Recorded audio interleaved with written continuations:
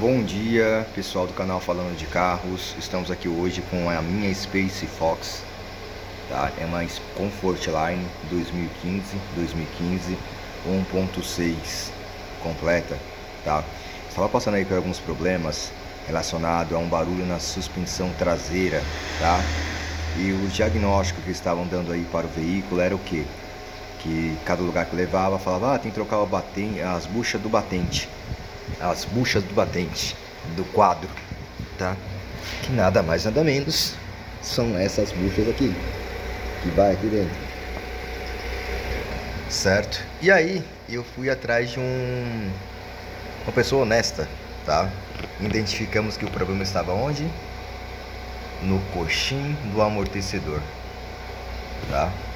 Os problemas não estavam na bucha do batente, e sim no coxim do amortecedor do carro. Então o que nós fizemos? Trocamos aí os coxins do amortecedor e acabou o barulho do veículo, tá? Também aproveitei e já fiz uma lavagem completa na parte inferior do veículo.